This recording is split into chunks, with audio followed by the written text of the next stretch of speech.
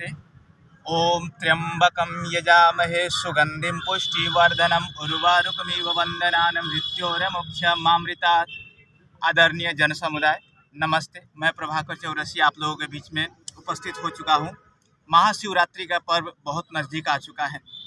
हम बात करना चाहेंगे भगवान शिव के बारे में। भगवान शिव भक्ति के लिए आज लाखों करोड़ों जनता मंदिर में आएंगे, पूजा करने के लिए आएंगे।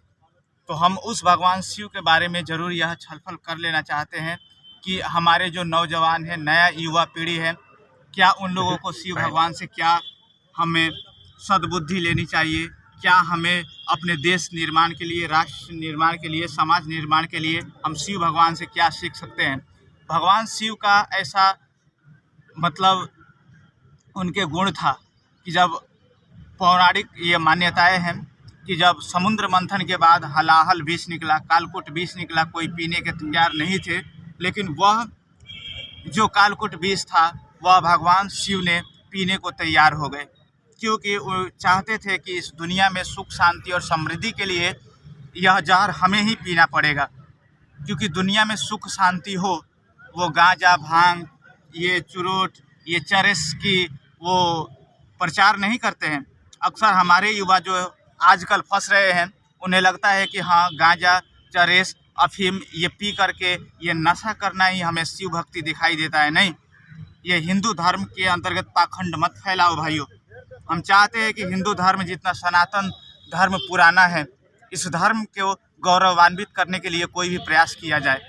हम चाहते हैं कि यस महाशिवरात्रि पर्व की शुभकामनाएं देते हुए यह आपसे कहूं कि जिस तरह से हमारे युवा वर्ग एक तरह से सांगठनिक रूप से हो करके हमारे समाज के अंतर्गत, हमारे देश के अंतर्गत, हमारे इस विश्व के अंतर्गत जो बुराइयां है, जो पाखंड है, जो अत्याचार है, उसे मिटाने के लिए हम एकजुट हो जाए, प्रयास करें तो अच्छा है। हम चाहते हैं कि देखिए, कोई भी मुद्दों पर बात करना ज़रूरी है, हमें करना चाहिए। आज रूस और यूक्रेन की जिस तरह से हालत बिगड़ती जा रही है कि तीसरा विश्व युद्ध कब हो जाए ये कोई नहीं जानता। अरे लड़ते ही क्यों हैं? सनातन संस्कृति ने बताया कि बुराई पर जीत करना जरूरी है, बुराई को मिटाना जरूरी है। लेकिन अस्त्र और शस्त्र का उपयोग तब किया जाता है जब किसी आसुरी शक्तियों को विनाश करना होता है। चुपचाप बैठना भी तो हमारा फर्ज नहीं बनता। हाँ, हमें आगे बढ़ना चाहिए, हर हाल में बढ़ना चाहिए, हमें कुछ करना चाहिए, लेकिन आसुरी शक्तियों को दबाने के लिए हमें अपने को बलवान बनाना है, शक्तिवान बनाना है, दूसरों को मारने के लिए नहीं। हमें कोई मार ना सके, हमें कोई दबा ना सके, इसलिए हमें बलवान बनना है, ताकतवर बनना है। तो मैं अब ये सब दुनिया से विनती करना चाहूँगा कि रूस और यूक्रेन की जिस तरह से युद्ध चल रहा है वो शांत हो जाए।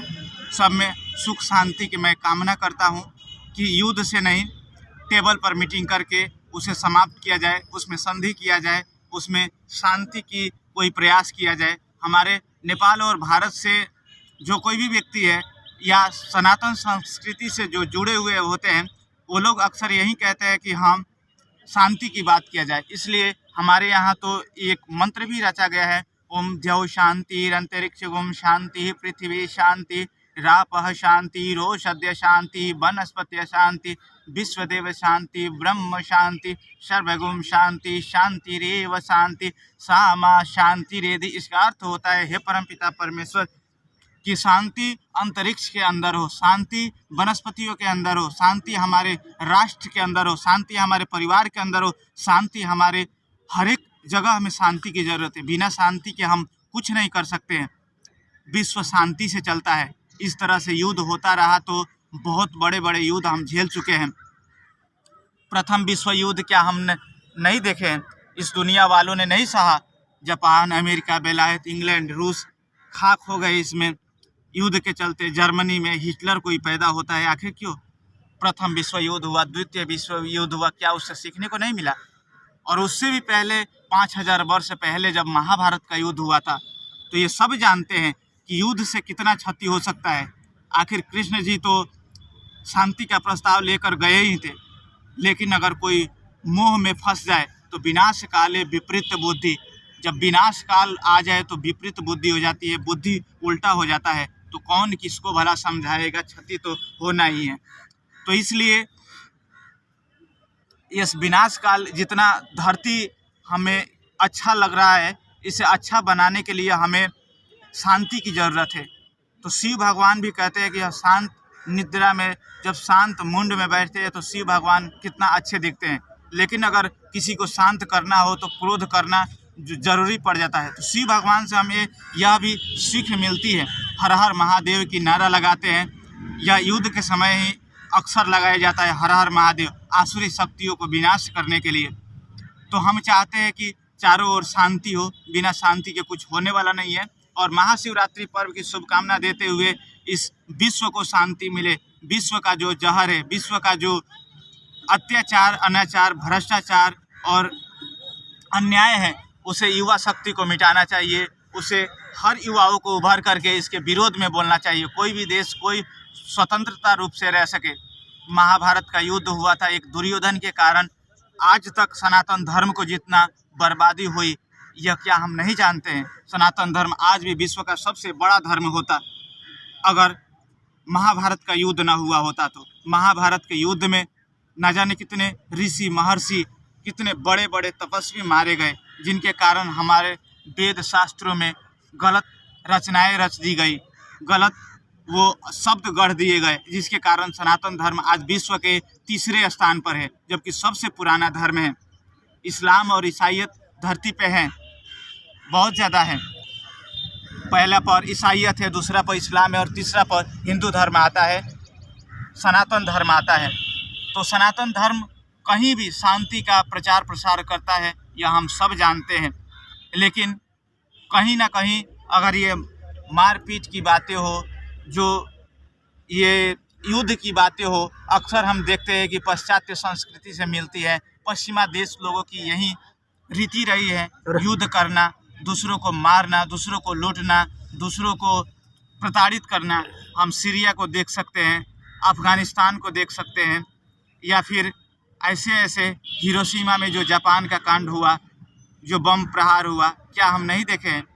तो ये रोती बिलखती चिल्लाती हुई वो चेहरे जब सामने आते हैं तो दिल दहल जाता है भाई। हम सोचते हैं कि ऐसी नर्क में जीने से तो अच्छा है कि हम कोई एक प्रयास करें ही। तो बैठे बैठे यह सोचने की ये ज़रूरत है। आप पार्कों में घूम रहे हैं, कहीं कॉमेडियन बन के घूम रहे हैं, कहीं आप मॉडलिंग में फंसे हुए हैं, कहीं आप मौज मस्तियाँ कर रहे हैं, लेकिन आज इसी समय में कोई जलकर खाक हो रहा है, कोई प्रताड़ित हो रहा है, आम जनता को रोना पड़ रहा है। क्या इस पे हमें सोचना नहीं चाहिए? वसुधैव कुटुंबकम की नारा लगाने वाले हम कि पूरा विश्व के लोग हमारे भाई बहन हैं। तो भाई बहन जैसे समझने वाले हमारा जो विचारधारा है, स्वामी विवेकानंद जी जब अमेरिका गए थे बोले थे, my brother and sister of America, कि मेरे अमेरिका के भाई और बहनों का नाता जोड़ करके बोले थे। तो उसी तरह से हम वसुधैव कुटुंबकम के नारा लेकर के सब लोग हमारे अपने ही हैं और उनका रक्षा करना हम ईश्वर से प्रार्थना करना चाहते हैं कि हर तरह से सुख शांति समृद्धि आप लोगों के अंदर आए, तो हम इस विश्व को बहुत अच्छा बना सकते हैं, बहुत शांति बना सकते हैं। इसलिए महाशिवरात्रि पर्व की बहुत बहुत शुभकामनाएं। जिस तरह से भगवान शिव शांति के भी प्रतीक हैं, तो याद रखिएगा कि जब ज़रूरत पड़े अन्याय को मिटाना हो तो वहीं शिव भगवान जब उनके उस रूप में, उस भेष में आ जाए कि जब बोलते हैं कि तीसरा नेत्र खुल जाए तो इस दुनिया को बचाने वाला भी कोई नहीं आएगा। इसलिए हमें शिव की भक्ति करनी है, दुनिया से भ्रष्टाचार, अन्याय, अत्याचार को मिटाना है और शिव भगवान से सीख करके यह दुनिया का जहर हमें पीना होगा, हमें लड़ना होगा, हमें आगे आना होगा, हर तरह से आगे आना होगा। और इस दुनिया को बदलने के लिए, देश को, राष्ट्र को बदलने के लिए हर हाल में हमें आगे बढ़ना है। यह साहस, समृद्धि, संपन्नता और यह मोटिवेशन, यह इंस्पायरेशन लेकर के आगे बढ़ना है। इतना कहना चाहता हूँ। जो लोग भी इस वीडियो को देख रहे हैं, कृपया लाइक कीजिएगा और सब्सक्राइब कीजिएगा। सब्सक्राइब करने के बाद वो जो बेल आइकन दिया होगा उसे भी क्लिक कर दीजिए, ताकि ऐसे वीडियो अगर आप फिर पाना चाहते हैं तो ऐसा वीडियो मैं कोई भी बनाऊं तो सबसे पहले आपके पास पहुंचे। तो इसे सब्सक्राइब करना मत भूलिएगा। नमस्ते।